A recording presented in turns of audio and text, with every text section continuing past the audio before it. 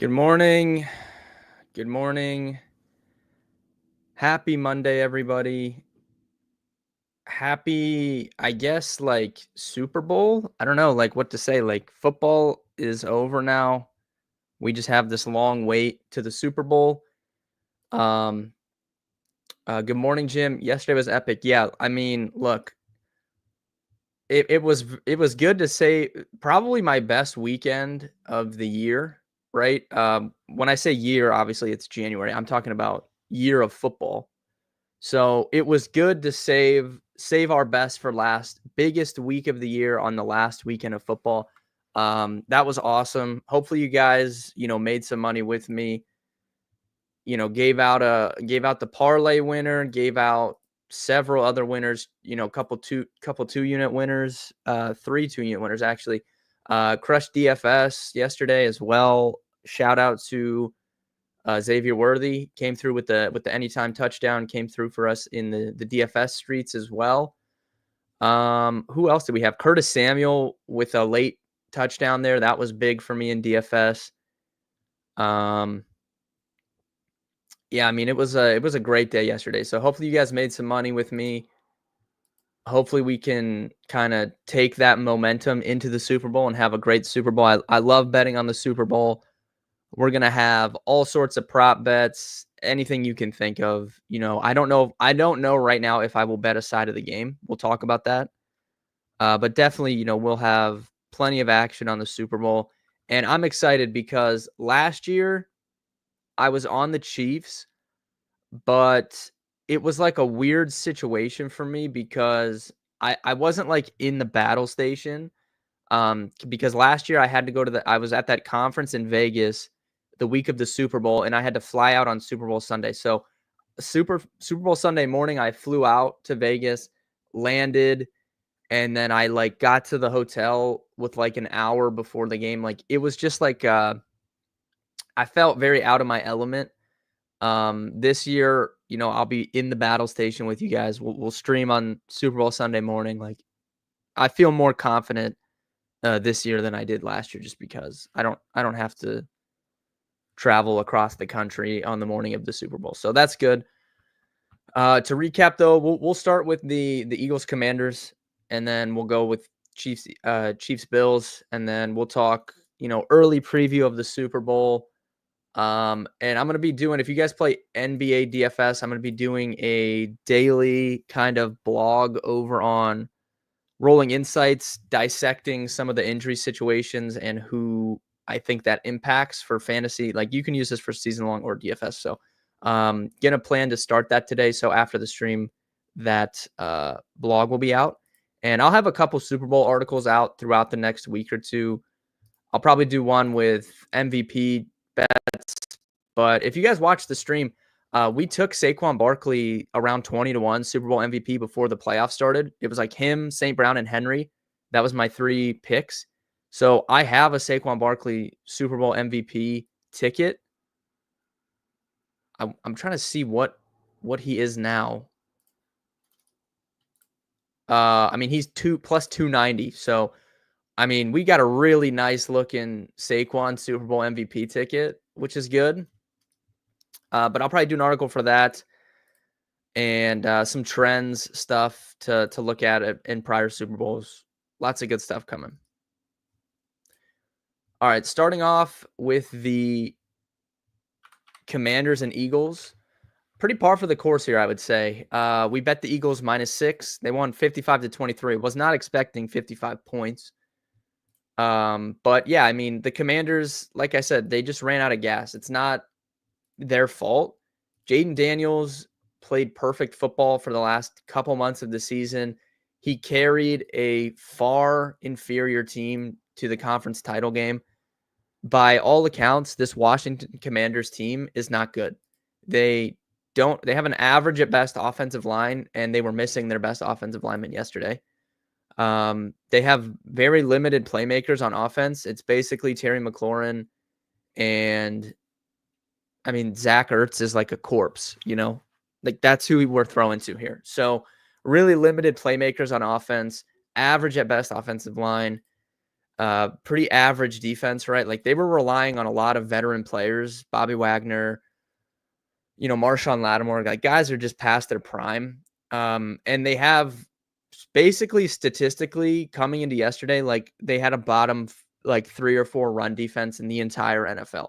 That's a bad situation to go into when you're going up against Philly with a bad offensive line, you know, that's not going to be good. And, Philly responded with, Saquon Barkley, 118 yards, 3 touchdowns. Will Shipley, 77 yards on the last drive and a touchdown. Jalen Hurts, put in 3 rushing touchdowns. Like, what can you do? The better team won. I told you guys on stream yesterday, I thought one of the biggest stories was turnovers because the Eagles are the best team in the league at forcing turnovers. Washington had really not turned the ball over at all for like a month and a half. So I was like, something needs to give there. And it did. Washington turned the ball over. A couple fumbles. Jane Daniels had a pick. So that's kind of was the story there. But it was pretty much par for the course, right? I mean, I would say spot on read from me. Nothing crazy. And yeah, I think Philly's the best team, like roster wise in the NFL. I don't know if they'll win the Super Bowl, but the best team doesn't always win. But I think Philly is the best team right now. They're healthy. They have the best offensive line. They have the best defense. It's like tough to really push back on anything there.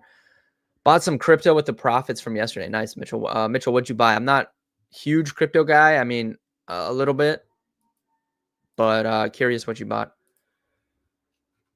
Not financial advice, by the way. All right, and then Bills Chiefs. I mean, I have a lot to say about this game because for all week, people, you guys know if you watch the stream, I was very convicted in my take on this game that the Chiefs were going to win, but more so just that I really just wasn't buying the Bills. I wasn't buying their defense being good. I was not buying their coaching staff. And if we look at yesterday, why did the Chiefs win? And I don't want to, I'm so sick and tired of this whole like Chiefs referee thing. Like it's just so annoying to me because I'm not a Chiefs fan. I didn't grow up a Chiefs fan. I'm a Patrick Mahomes fan. If you've followed my content for any amount of time, you know that since he was a rookie, and he came in against Denver in that one game, I've been a fan of Patrick Mahomes. But I'm so sick of the rhetoric with the referees. Like to act like guys, we're watching the best quarterback of all time that's ever played football. I don't care what you say about Tom Brady. Patrick Mahomes is already the best quarterback that we've ever seen play football. And you really, if he three-peats, you can't push back on it at all. I already don't think you can push back on it. If he three-peats, there's nothing you can say. He's just the best quarterback ever. You are watching the best quarterback ever. So anyone that's like my age or older that's been watching football, you got to watch Tom Brady's entire career, and now you get to watch Patrick Mahomes' entire career. I don't understand where the hate comes in here. To act like he's the best quarterback of all time because he gets help from referees is just, it's just the dumbest thing I've ever heard. Like if you honestly say things like that, you're just dumb. I'm sorry. I can't put it any other way. Like people will take any 50-50 call now and just be like, oh, it's the Chiefs. They got the call. Like, dude, they make calls like that in every single football game. There's 50-50 calls, right? Like people will say Josh Allen got the first down. They marked it as not a first down.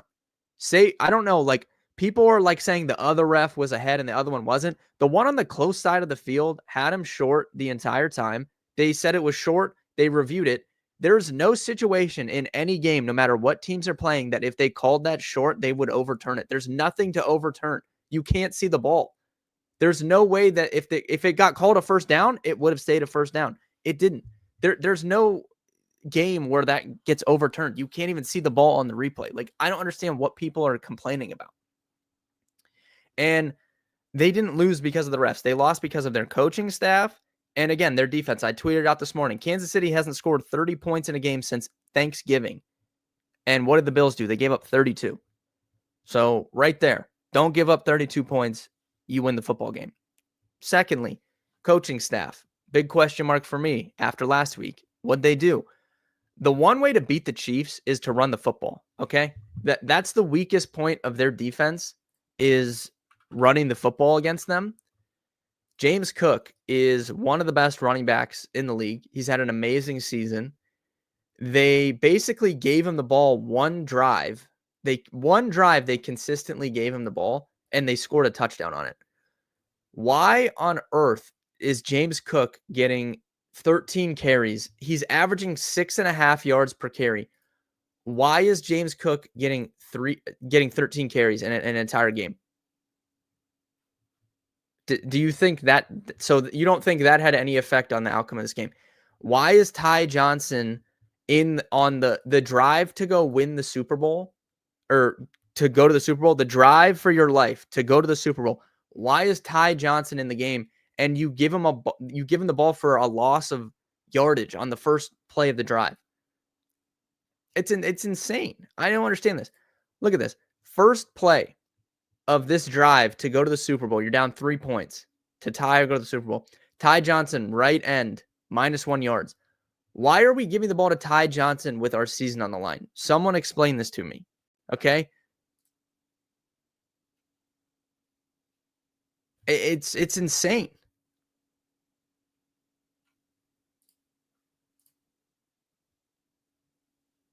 I don't understand it. I thought James Cook should have been much more involved. I'm looking at this one drive here. James Cook, left end, 33 yards. James Cook, right guard for 5 yards. Okay.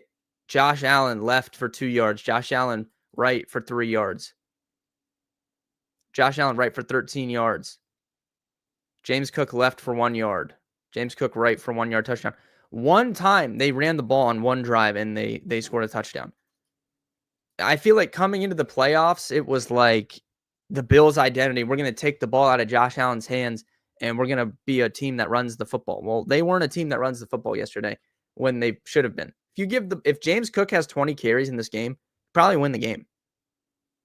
They probably win the game if James Cook is more involved.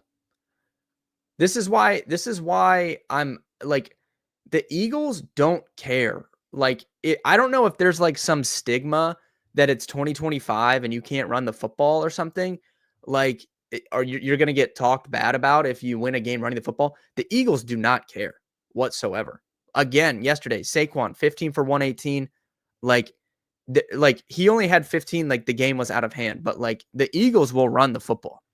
They're the most run-heavy team in the league. Play to your strengths. Your strengths in that matchup against Kansas City is running the football. So I don't understand why James Cook was not involved. Thought he should have been more involved. I feel bad for Josh Allen, though. They didn't lose the game because of him. So once again, he has to deal with, criticism that is out of his control.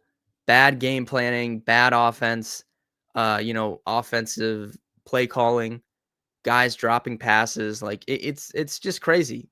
It's crazy. But, for me, like, this is why it's so frustrating, because people want to hate on Mahomes, but none of these teams in the AFC act like they want to beat Patrick Mahomes. None of them. I've never seen one team act like they want to beat Patrick Mahomes.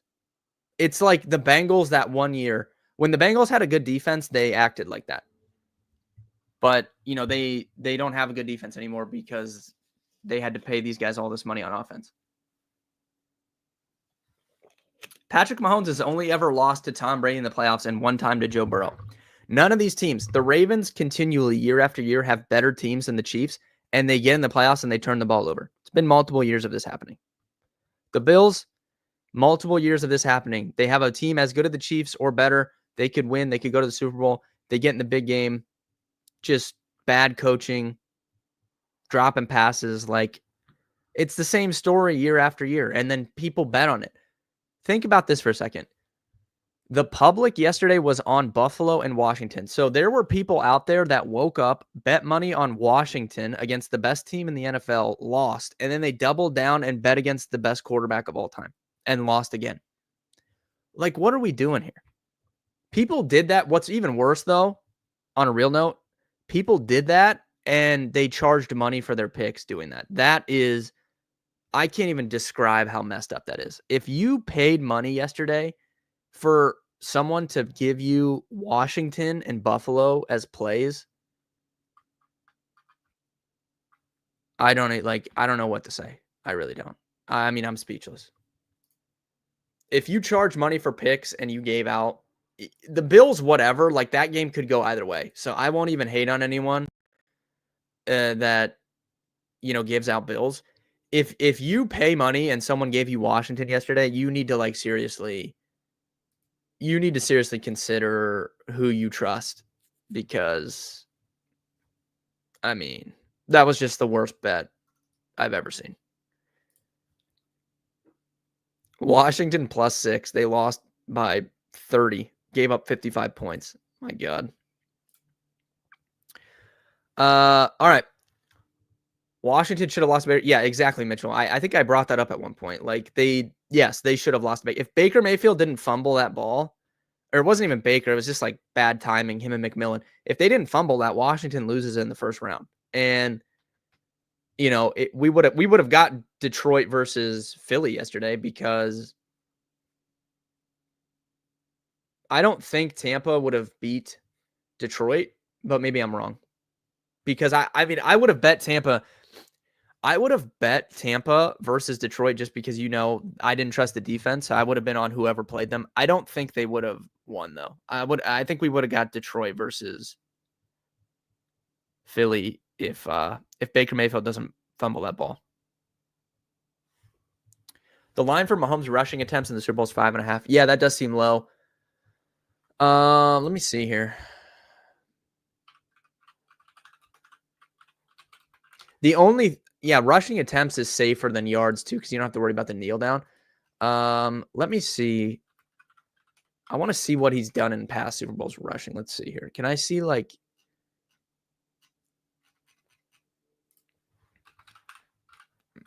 see here. I'm trying to find the box scores.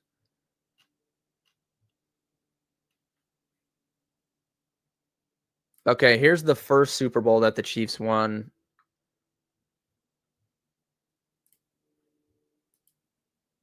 Mahomes ran it 9 times in that one. So this is 2020? Yeah, February 3rd, 2020. Chiefs beat the 49ers. Mahomes ran 9 times in that game. All right, let's look here. How do I go back seasons though? This should be easier for me to find.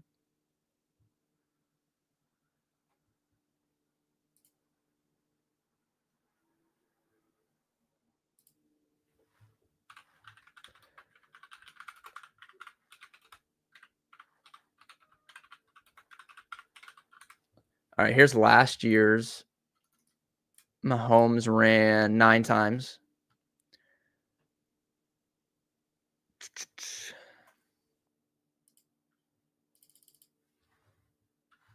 Yeah, it looks like a pretty good bet, I think, to be honest. I mean, just when you sang that feels low. And I mean, I just pulled up 2 Super Bowls. He ran 9 times. I need to find the other one. Let's see here. Chiefs, Eagles. Those were both against the Niners. Do Chiefs, Eagles, Super Bowl. Box score. Let's see. He ran 6 times, so he went over on that one too. Interesting. Yeah, the yards is so tilting, Jim. I remember that. So that first happened in a Super Bowl. Yeah, it might have been their first one. I can't remember.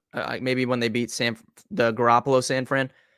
Like he was easily over his rush yards, and I don't know if you remember. He snapped the ball and backpedaled 30 yards and kneeled.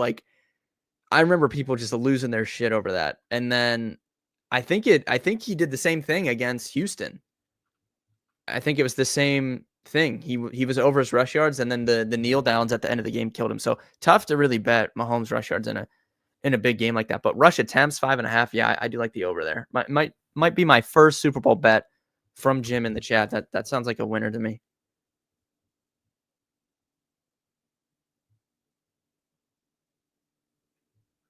Kincaid. Oh yeah, Mitchell. 100,000%. Dalton Kincaid should have caught that. Like no debate. Dalton Kincaid should have caught that. But I mean, it's tough to boil down a game like that to one play. It's like come into the game with a better offensive game plan. Don't give up 32 to a team that hasn't scored 30 in almost 3 months, and you'll probably win the game. But yeah, no doubt he should have caught that. That's why I feel bad for Josh Allen. I mean, he's doing what he can do. I mean, there's literally nothing else he can do. People on his team and his coaches let him down every single year, and I feel bad for him.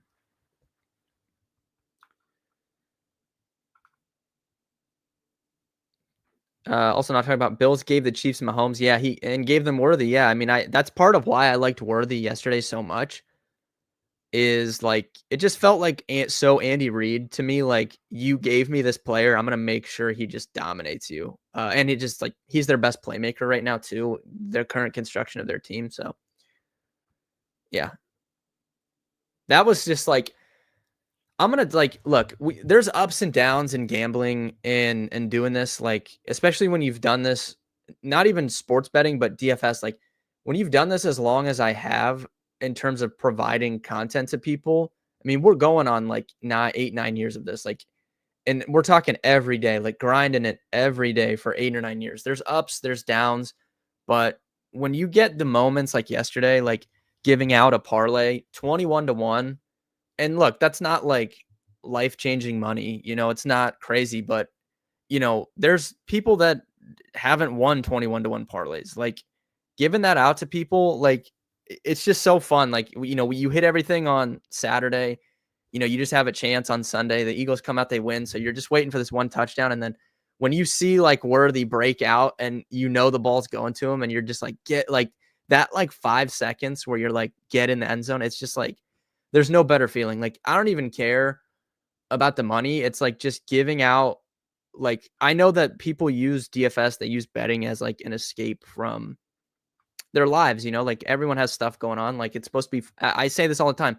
It's frustrating, but at the end of the day, for the majority of people, it's supposed to be fun. So being able to just provide like a couple good moments for people, it's just there's just no better like feeling. Like, I want it for everyone that tails the bet more than like myself. I don't even care. I just wanted to win for everyone else. Like that was so fun. Hopefully we can recreate it in the Super Bowl. Do something else crazy.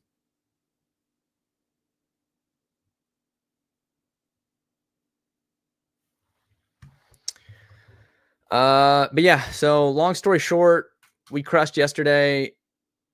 Oh, Melissa, you won Barkley King of the End Zone. Nice. Yeah. Oh, also, I realized after the stream, they must have changed the rules. I think so many people complained about the 3-leg. It was not letting me do 3-leg for King of the End Zone yesterday. So I think they changed it. There was like a lot of complaints about it, which I agree. I don't think you should be able to do 3 players. It should just be you pick one and you get the bet if you pick it. So yeah, I realized that after stream though, but it was the week before that, it was 100% you could do three players. I don't know. They must have changed it coming into this week because so many people were complaining about it, but that's pretty cool. What was Matt? I thought Matt Collins was like close. How long was his touchdown though? Let me see. Because Barkley's was like 60 something, wasn't it?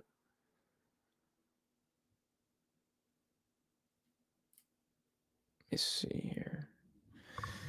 Oh, his was only like 30, I think.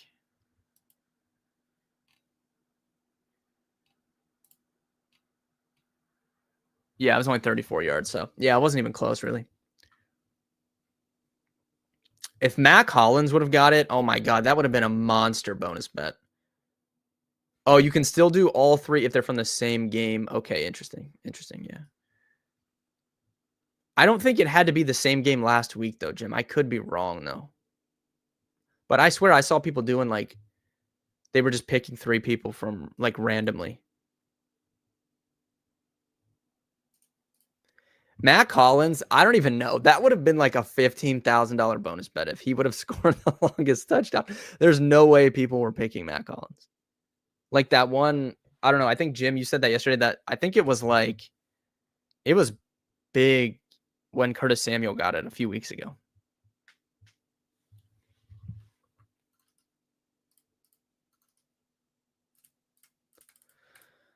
All right.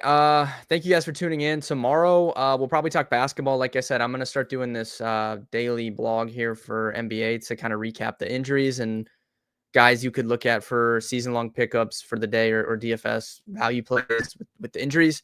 So we'll try and have that out later, and then we'll probably talk basketball tomorrow on stream. $13,000 bonus bet is insane. That's crazy. I don't even know what I would do with that. I don't know. I'd have to really think about that because you only have like a week to use it. So I don't know. I'd really have to. Oh my god, I don't know. That would be tilting to decide what to do with it. But yeah, thank you guys for tuning in. Good luck with your bets tonight. Stay tuned. I might tweet some stuff out later. We'll see. I'll look into the basketball slate when I do this blog and see what we come up with. Good luck, and I'll see everybody tomorrow at 11.